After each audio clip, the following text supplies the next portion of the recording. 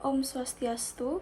Di sini saya akan mempresentasikan mengenai laporan dari praktikum bakteriologi dan mikologi. Sebelumnya, perkenalkan nama saya Arfil atau Faisa dengan NIM 23095111064 dari kelas A. Di sini ada sebuah kasus, yaitu seorang peternak datang membawa sampel berupa feses dari ayam yang menderita mencret berwarna putih. Sang peternak ingin mengetahui penyebab infeksi bakteri yang dialami oleh ayam tersebut. Dalam hal ini dicurigai penyakit pada ayam tersebut disebabkan oleh bakteri E. coli. Sebelum memberi obat untuk mengobati ayam tersebut, harus dilakukannya uji untuk mengetahui apakah benar terdapat bakteri E. coli penyebab penyakit yang diderita oleh ayam tersebut. Di sini ada tahapan-tahapan ujinya, yaitu yang pertama membuat media dan isolasi bakteri, yang kedua pewarnaan gram dan uji katalase, yang ketiga isolasi dan identifikasi bakteri, dan yang terakhir adalah uji sensitivitas antibiotika. Nah, yang pertama ini ada alat dan bahan pembuatan media dan isolasi. Yang pertama ada autoclave, cawan Petri, Erlenmeyer, timbangan analitik, OC, Bunsen, hotplate, inkubator, lemari pendingin, magnetic stirrer bar, dan ember serta MCA. Di sini terdapat metode kerja pembuatan dari media agar tersebut. Yang pertama adalah menyiapkan semua alat dan bahan yang diperlukan. Yang kedua, timbang McConkey agar atau MCA dan eosin methylene blue agar sesuai dengan prosedur yang ada di kemasan. Kemudian tambahkan aquades dengan perbandingan yang sesuai, lalu diaduk sampai merata dengan batang pengaduk, lalu panaskan dengan hati-hati sambil diaduk menggunakan hot plate dan magnet stirrer sampai media tercampur homogen. Perhatikan saat pemanasan jangan sampai terbentuk buih berlebihan sampai meluap.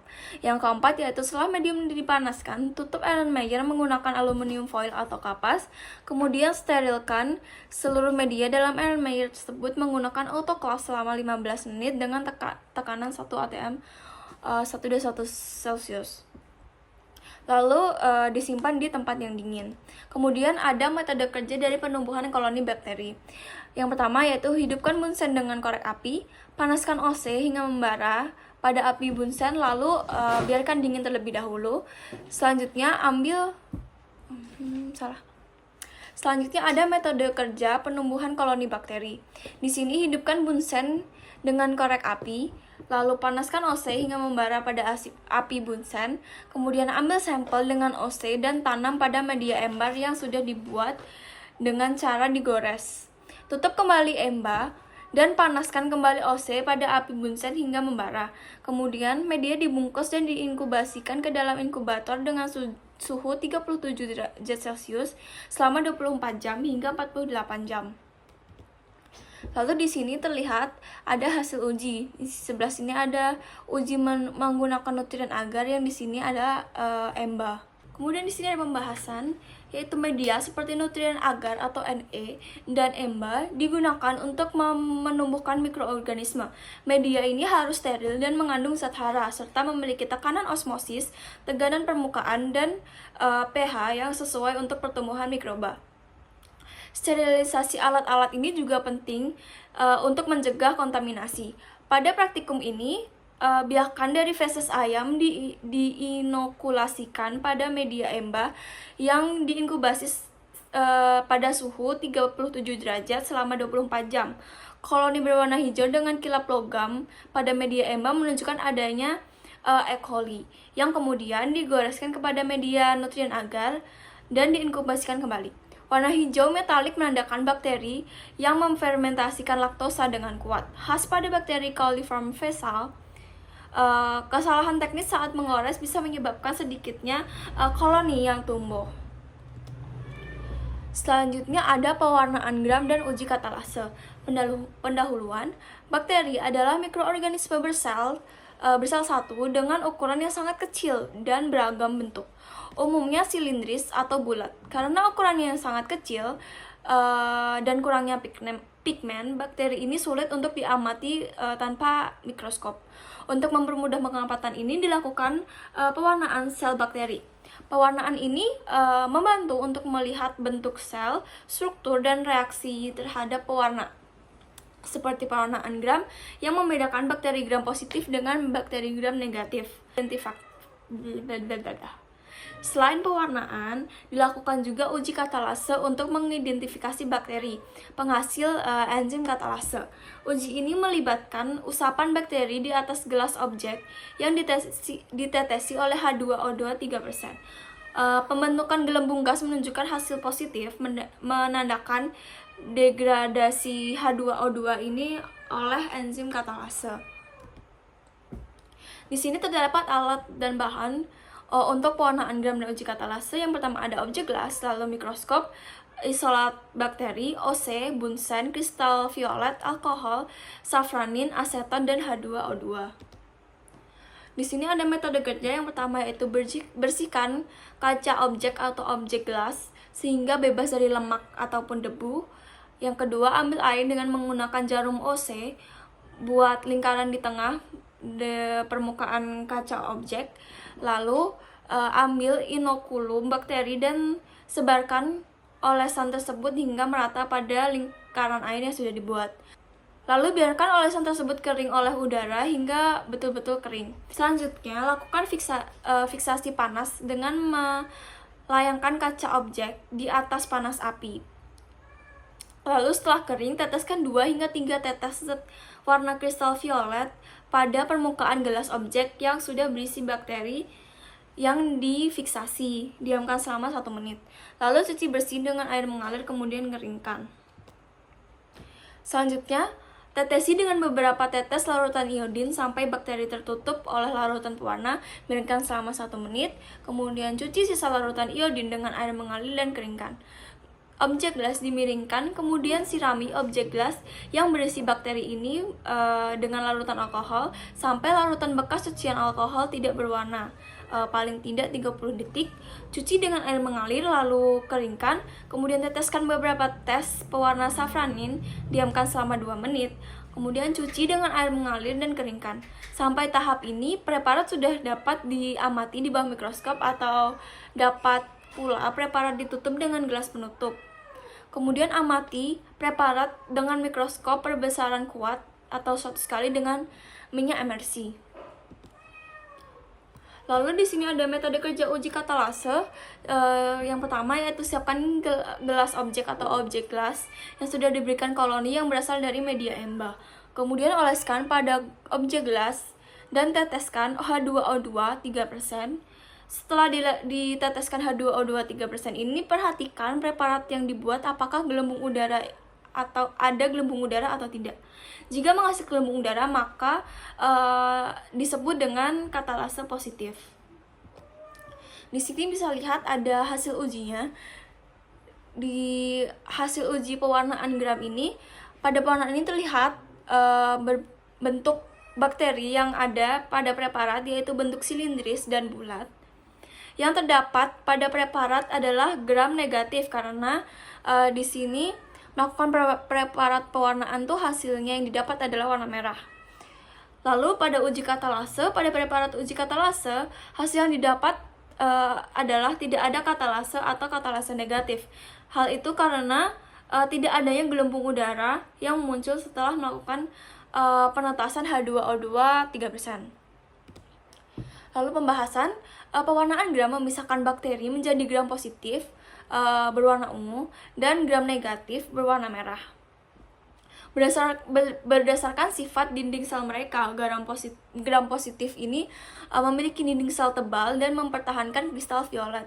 Sementara gram negatif memiliki dinding sel yang tipis dengan lapisan lipid yang memungkinkan kristal violet ini larut dalam alkohol dan menyerap safranin. Uji katalase mengidentifikasi keberadaan enzim katalase dalam bakteri. Hasil negatif menunjukkan tidak adanya pembentukan gelembung udara setelah penambahan H2O2, menandakan tidak adanya katalase untuk mengurai H2O2 menjadi air dan oksigen. Selanjutnya ada uji isolasi dan identifikasi bakteri. Pendahuluan, Identifikasi bakteri melibatkan serangkaian uji untuk mengetahui sifat-sifat biokimia, fermentasi gula, dan kemampuan lainnya. Media-media seperti triple sugar ion atau TSI, agar, sulfite indole motility atau SIM, medium methyl red fox proscour atau MRVP. Lalu ada Simon Siret dan uji gula-gula pada glukosa dan laktosa digunakan untuk mengidentifikasi bakteri Enterbacteriaceae. Uji gula-gula pada umumnya melibatkan penggunaan berbagai karbohidrat untuk mengevaluasi kemampuan bakteri dalam fermentasi karbohidrat tersebut, serta untuk mendeteksi produksi gas yang merupakan hasil fermentasi karbohidrat. Gas yang dihasilkan akan terperangkap di dalam tabung Durham yang diletakkan terbalik di dalam tabung biakan. Di sini ada alat dan bahannya. Yang pertama ada isolat bakteri, didaletan OC, reagen, Bunsen, inkubator, MRVP, SCA/SIM, EMBA, TSI, glukosa, dan sukrosa. Metode kerja, TSI agar, panaskan jarum OC, tunggu sampai dingin. Selanjutnya, ambil biakan bakteri dengan jarum OC, tanam dengan tusukan pada bagian tegak medium, kemudian angkat OC dan usapkan pada bagian miring medium. Selanjutnya, inkubasikan dengan suhu 37 derajat Celcius selama semalam. SIM, panaskan jarum OC, tunggu hingga dingin, ambil biakan bakteri lalu tanam dengan tusukan pada medium SIM, inkubasikan pada suhu 37 derajat Celcius selama semalaman. Lalu amati dan catat hasil sesuai dengan tujuan identifikasi.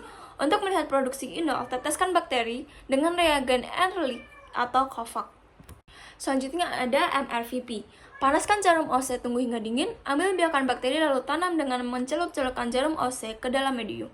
Inkubasikan dengan suhu 37 derajat Celcius selama semalaman, lalu teteskan reagen MR pada satu tabung dan reagen VP pada tabung lainnya. SCA, panaskan jarum OC lalu tunggu hingga dingin, ambil biakan bakteri lalu tanam dengan mengusapkan jarum OC pada bagian pangkal atau dalam medium. Kemudian usapkan pada permukaan miring medium. Inkubasikan pada suhu 37 derajat Celcius semalaman. Lalu yang terakhir ada uji gula-gula. Panaskan jarum OC, tunggu hingga dingin, ambilkan biakan bakteri lalu tanam dengan mencelupkan jarum OC ke dalam medium glukosa. Langkah-langkah yang sama untuk medium laktosa dan sebagainya. Inkubasikan pada suhu 37 derajat selama semalaman.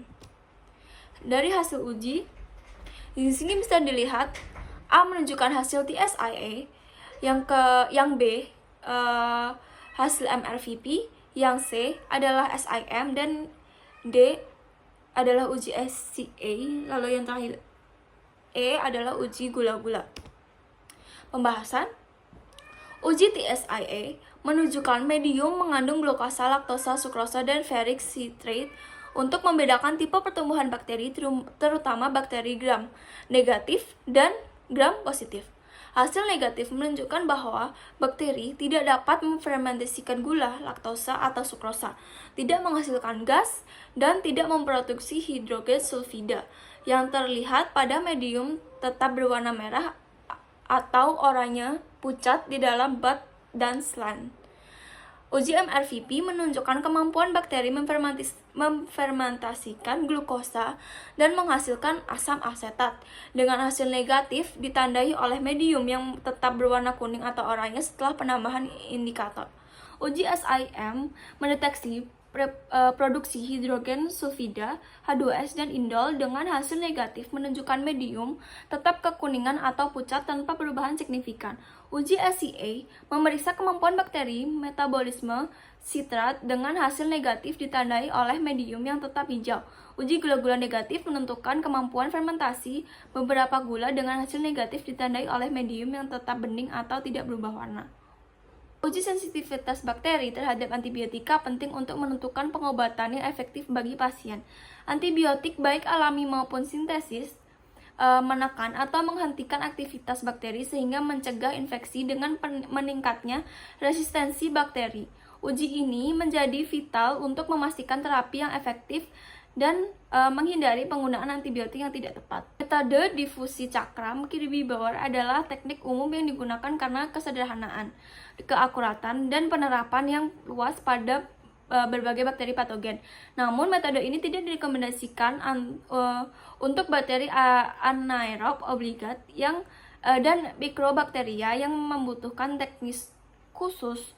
Pemahaman metode ini penting untuk mengoptimalkan pengobatan antibiotik dan menghadapi resistensi antibiotik. Adapun alat dan bahannya, yang pertama ada inkubator Macfarlane Standard, isolat bakteri, OC, Bunsen, Bawilon, alkohol, cotton swab, Melora, Intan agar, dan paper dish. Metode kerja yang pertama, inokulasikan 3-10 koloni bakteri ke dalam 4 ml per benihan cair, lalu inkubasikan perbenihan pada suhu 3 derajat Celcius selama 2-5 jam. Lalu amati, biarkan, cocokkan dengan kekeruhan Macfarlane 0,5%. Ambil biarkan dengan swab steril, tanam dengan diusapkan ke permukaan MHA plate secara merata. Ambil kertas cakram, tempelkan pada permukaan medium dengan jarak tempel 2 cm dari tepi plate maupun kertas cakram lainnya. Umumnya, pada satu plate medium dapat berisi 5 kertas cakram. Lalu pembenihan diinkubasikan pada suhu 3 Celcius selama 18 hingga 24 jam. Amati dan ukur killing zone pada masing-masing paper dish, cocokkan dengan standar yang ada. Di sini ada hasil ujinya, masing-masing diameternya 7 mm. Pembahasannya, antibiotik adalah metabolit sekunder yang dihasilkan oleh organisme untuk menghambat mikroorganisme lain berfungsi dengan pertahanan dalam kondisi lingkungan yang tidak menguntungkan. Metode Kirby-Bauer digunakan untuk menguji kepekaan bakteri terhadap antibiotik berdasarkan pengamatan pertumbuhan yang terlihat sebagai zona jernih di sekitar kertas cakram antibiotik. Semakin besar zona hambatnya, semakin sensitif bakteri tersebut. Zona hambat ini adalah area di mana antibiotik menghentikan pertumbuhan bakteri. Bakteri sensitif membentuk lingkaran di sekitar cakram, disebut zona hambatan. Kepekaan bakteri dikategorikan resisten R, intermediate E, dan sensitif S, menunjukkan efektivitas antibiotik dari kebal hingga efektif. Jadi kesimpulan dari keempat uji di atas adalah pewarnaan gram memisahkan bakteri berdasarkan sifat dinding sel mereka menjadi gram positif dan negatif. Gram positif ini memiliki dinding sel yang tebal yang mempertahankan kristal violet, sedangkan gram negatif memiliki dinding sel yang tipis dengan lapisan lipid yang memungkinkan kristal violet larut dalam alkohol dan menyerap safranin. Uji katalase mendeteksi keberadaan enzim katalase dalam bakteri. Hasil positif ditandai dengan pembentukan gelembung udara. Setelah menambahkan H2O2, menandakan bahwa bakteri mengandung katalase yang menguraikan H2O2 menjadi air dan oksigen. Hasil negatif menunjukkan tidak adanya gelembung, menandakan ketidakadaan enzim katalase. Lalu, uji TSIA digunakan untuk membedakan tipe pertumbuhan bakteri, khususnya dalam menfermentasikan glukosa, laktosa, dan sukrosa, serta memproduksi gas dan hidrogen sulfida. Hasil positif menunjukkan fermentasi gula dan atau produksi H2S, sedangkan hasil negatif ditandai oleh medium yang tetap berwarna merah atau oranye pucat, menunjukkan tidak adanya fermentasi atau produksi gas H2S. Uji MRVP menentukan kemampuan bakteri memfermentasikan glukosa dan menghasilkan asam asetat. Hasil positif ditandai oleh perubahan warna medium setelah penambahan indikator. Sedangkan hasil negatif ditandai oleh medium yang tetap berwarna kuning atau oranye, menunjukkan bahwa bakteri tidak dapat menghasilkan produk fermentasi yang terdeteksi oleh tes ini. Sekian presentasi dari saya. Terima kasih.